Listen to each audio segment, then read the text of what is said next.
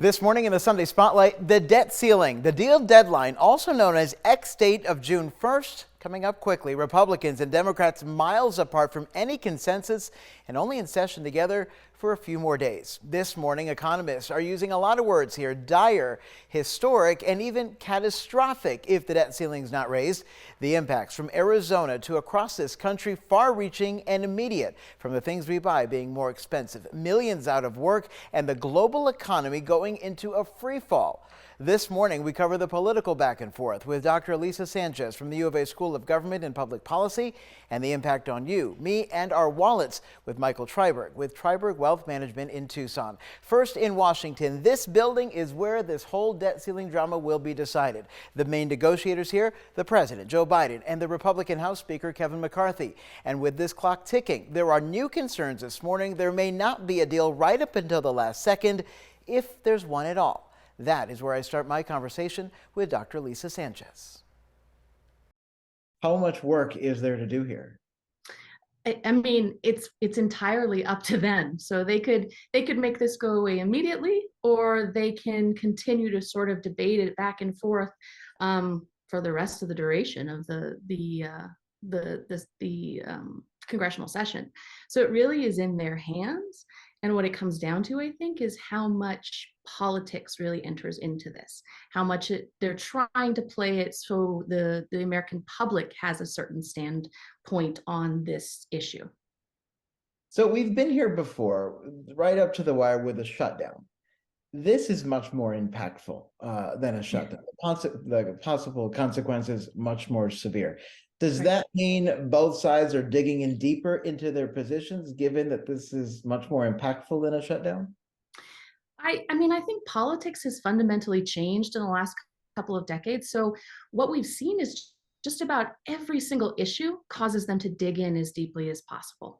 And it's that old boogeyman polarization that's kind of causing this debate to be so polarized, so extreme in nature.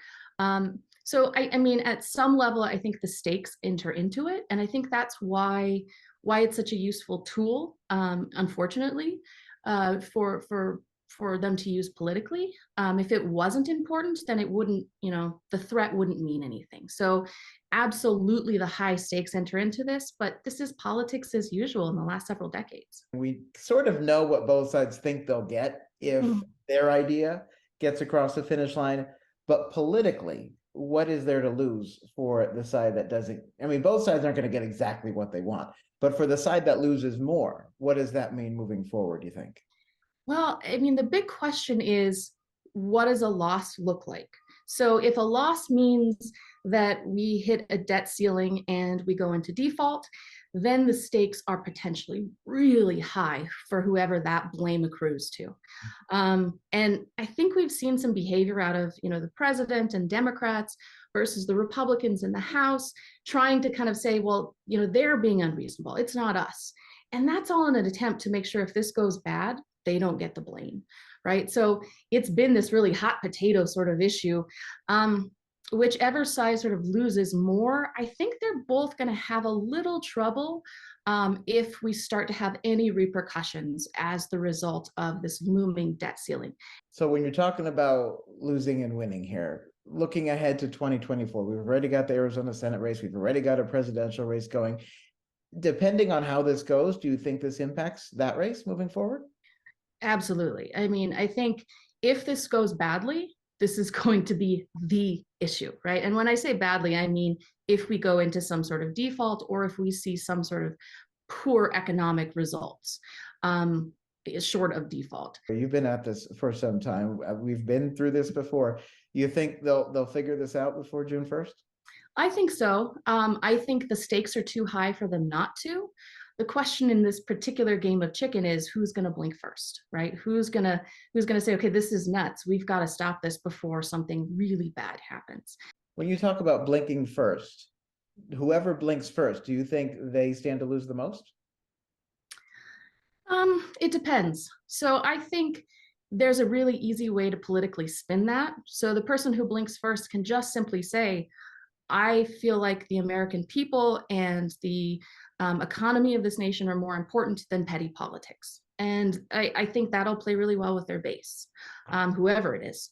So I don't really think there's a great deal to lose, especially in the case of, non-default.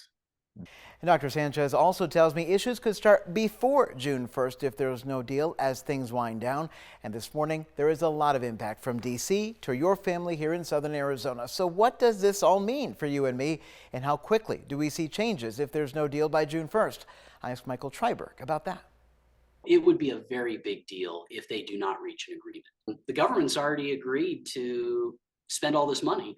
So now we just don't have the means to do it. It's like I go to buy a car and I sign the paperwork and I drive the car home, and then I go back and ask for a credit increase 2 weeks later. So if I'm watching this and I'm, paying the bills every month, why is this going to impact me? So it's going to impact everybody across the board. If the debt ceiling is not raised, it's likely to create financial turmoil that we've never seen. Now, they do categorize spending in the have-to spending and then also discretionary. And so we would maybe see parks close and some other things first. But if there was ever a default on treasuries, then that would create massive financial turmoil in the system. And so the real hope is, and the expectation is that they will figure this out and come to an agreement.